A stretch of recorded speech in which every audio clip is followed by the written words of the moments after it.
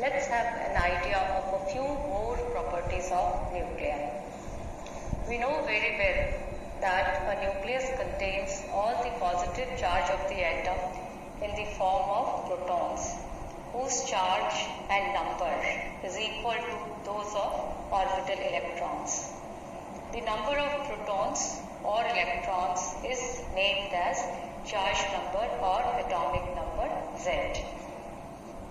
Almost whole of the mass of the atom is contained inside the nucleus in the form of Z protons as well as N neutral neutrons and is approximately equal to A mass units, where A is called the mass number and it is equal to the total number of nucleons in the nucleus.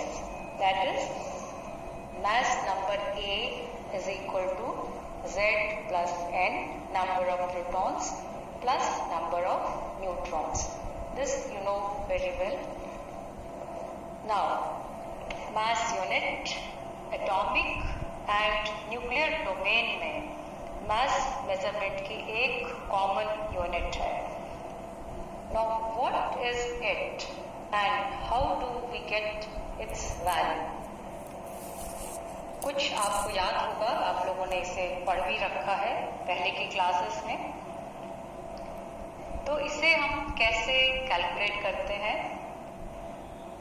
तो इसके लिए हम nuclear and electronic ground state में पड़े carbon 12 के एक unbound neutral atom के मास के 1/12 से इसको हम डिफाइन करते हैं, जैसा कि यहाँ हमने दिखा रखा है. तो हमें क्या चाहिए? हमारा एक न्यूट्रल कार्बन 12 का एक एटम जो न्यूक्लियर स्टेट भी उसका ग्राउंड स्टेट होना चाहिए और इलेक्ट्रॉनिक स्टेट भी उसका ग्राउंड स्टेट होना चाहिए. उस समय उसका जो मास होता है उसका 12वां हिस्सा, उससे हम एक मास यूनिट को डिफाइन करते हैं. जैसा हमने यहाँ दिखा रखा है, सिंपल कैलकुलेशन करके हम निकाल सकते हैं कि एक मास यूनिट बराबर होती है लगभग 1.66 into 10⁻⁻27 किलोग्राम के. Energy mass relation E is equal to mc² से हम इसको एनर्जी के टर्म्स में भी कैलकुलेट कर सकते हैं. तब इसका मान लगभग 931.5 मिलियन इलेक्ट्रॉन वोल्ट पर सेंटीमीटर स्क्वायर प्राप्त होता है. एक न्यूक्लियस को हम किस सिंबल से दिखाते हैं? X एलिमेंट को इंडिकेट कर रहा है, Z number of protons, N number of neutrons को और A जो कि मास नंबर है ये टोटल नंबर ऑफ न्यूक्लियॉन्स को बता रहा है. एग्जाम्पल के लिए जैसे हम यहाँ देख सकते हैं, uranium 92 238 146, lead 82 208 126. Now let's have an idea of how do we classify nuclei on the basis of Z and neutron numbers. Nuclei में जो प्रोटॉन्स की संख्या है, न्यूट्रॉन्स की संख्या है, क्या उसके आधार पर हम न्यूक्लियाई को कहीं कुछ कैटेगराइज कर सकते हैं? तो चलिए उसकी बात करते हैं. हम उनके बहुत डिटेल्स में नहीं जाएंगे क्योंकि आप लोगों को पहले से ही इसकी नॉलेज है. तो नंबर 1, आइसोटोप्स क्या होते हैं? आप सब जानते हो. They are elements with same charge number, that means same proton number Z but different atomic number A और different mass number. Sorry, it means they have same number of protons but different number of neutrons. Example के लिए oxygen के isotopes की बात करें तो oxygen 816, 817, 818, इनमें mass number और न्यूट्रॉन का नंबर सब में डिफरेंट है, लेकिन प्रोटॉन्स का नंबर सब में 8 है. Z नंबर सेम होने के कारण इनमें इलेक्ट्रॉन्स का नंबर भी ऑब्वियसली सेम होता है और इसलिए वो पीरियोडिक टेबल में एक ही प्लेस ऑक्यूपाई करते हैं और उनकी केमिकल प्रॉपर्टीज भी सेम होती हैं। उन्हें हम केमिकल मेथड से इसीलिए अलग नहीं कर सकते। मास नंबर डिफरेंट होने के कारण उनकी फिजिकल प्रॉपर्टीज डिफरेंट होती हैं, स्पेक्ट्रोस्कोपी से अलग कर सकते हैं। थर्डली, इन आइसोटोप्स में कुछ स्टेबल एंड कुछ रेडियो एक्टिव हो सकते हैं। चौथी प्रॉपर्टी आइसोटोप्स की, ऐसे एलिमेंट्स जिनके एटॉमिक मासेस फ्रैक्शन में होते हैं उनके तो दो या उससे ज़्यादा आइसोटोप होंगे ही होंगे, तभी उनका एटॉमिक मास फ्रैक्शन में आएगा। दूसरी तरह के न्यूक्लियाई कहलाते हैं आइसोबार्स। इनमें मास नंबर सेम और एटॉमिक नंबर डिफरेंट होता है। मास नंबर सेम का मतलब A is equal to Z plus N, that means total number of nucleons इसमें कांस्टेंट होता है, but number of protons and number of neutrons both are different. For example, carbon में हम देखते हैं 6 proton है, 8 न्यूट्रॉन है और मास नंबर 14 है। नाइट्रोजन में 7 प्रोटॉन्स, 7 न्यूट्रॉन्स और मास नंबर अगेन 14। तो ये A इक्वल टू 14 के आइसोबार्स हैं। क्या क्या प्रॉपर्टीज हैं इनकी? दे occupy different places in the periodic table and their chemical as well as physical, both properties are different, but they cannot be separated using a mass spectrometer. They belong to different elements. ये सारे elements अलग अलग होते हैं, जबकि isotopes में वो एक ही एलिमेंट के डिफरेंट आइसोटोप्स कहलाते हैं। Next, a beta emitting radioactive nucleus always produces an isobaric nucleus, अर्थात ऐसा रेडियोएक्टिव न्यूक्लियस जो बीटा एमिशन के द्वारा डीके करता है, तो डीके होने के बाद वो एक आइसोबारिक न्यूक्लियस ही पैदा करेगा। तीसरी तरह के न्यूक्लियाई हैं आइसोटोन्स। वे न्यूक्लियाई जिनमें न्यूट्रॉन नंबर सेम होता है। इनमें charge number and mass number दोनों ही डिफरेंट होते हैं, इसलिए ये डिफरेंट एलिमेंट्स होते हैं।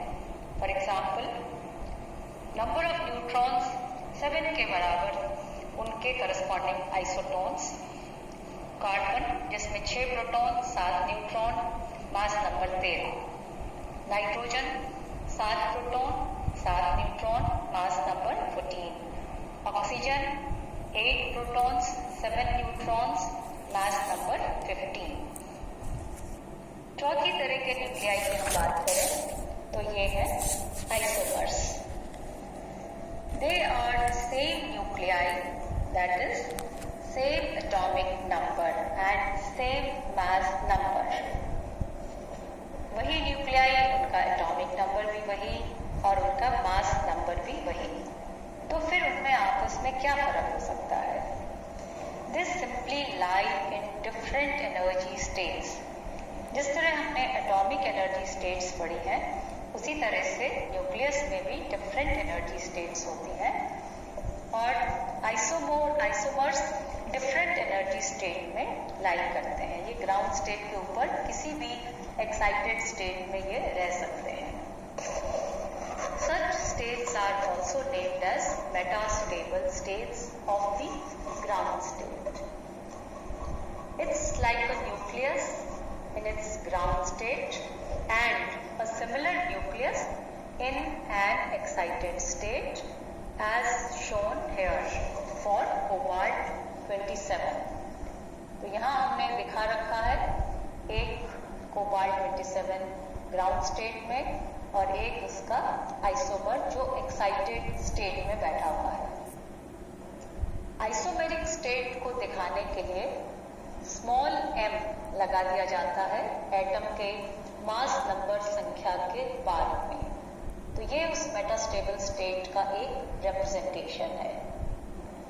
Isomers may decay to their own ground state or they may decay to some other element. They might also produce some new element. पांचवी तरह के न्यूक्लियाई, इसका भी आपने नाम सुन रखा है, इन्हें कहते हैं मिरर न्यूक्लियाई। ऐसे न्यूक्लियाई जिनमें प्रोटॉन एवं न्यूट्रॉन नंबर्स इंटरचेंज्ड होते हैं। फॉर एग्जाम्पल 1H3, उसमें न्यूट्रॉन का नंबर 2, प्रोटॉन का नंबर 1।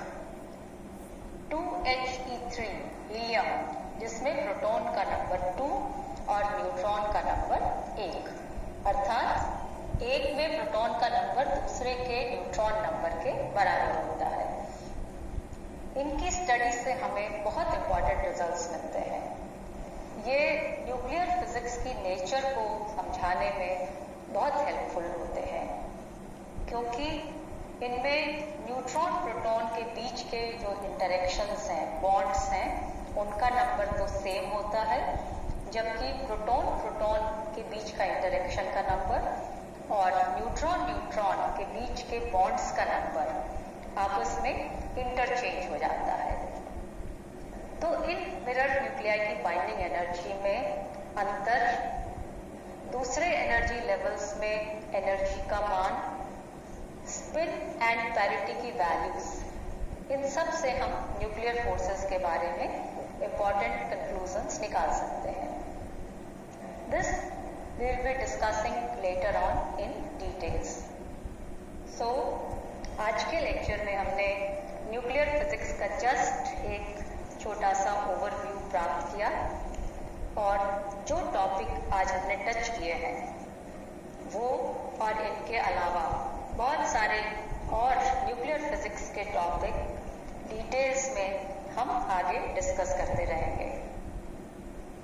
अब आप लोगों की जो भी क्वेरीज हों कमेंट बॉक्स में ज़रूर डालिए, वरना मुझे कैसे पता चलेगा कि आप लोग कितना समझ रहे हैं और क्लास को कितना एंजॉय कर पा रहे हैं। जो भी सवाल बीच बीच में मैंने पूछे हैं उनके जवाब भी सबको देने हैं। एक असाइनमेंट मैंने क्लास वर्क में डाला है, बहुत सिंपल है। आपको कैलकुलेट करना है कि एक अल्फा पार्टिकल जब एक इलेक्ट्रॉन से टक्कर लगाता है और जब गोल्ड न्यूक्लियस से टक्कर लगाता है, तो दोनों केसेस में टक्कर को अगर हम इलास्टिक मान लें तो वो इलेक्ट्रॉन को कितना और गोल्ड न्यूक्लियस को कितना मोमेंटम ट्रांसफर करेगा। जो आंसर आपको मिलेगा उससे आप क्या कंक्लूड करोगे, क्या निष्कर्ष निकालोगे।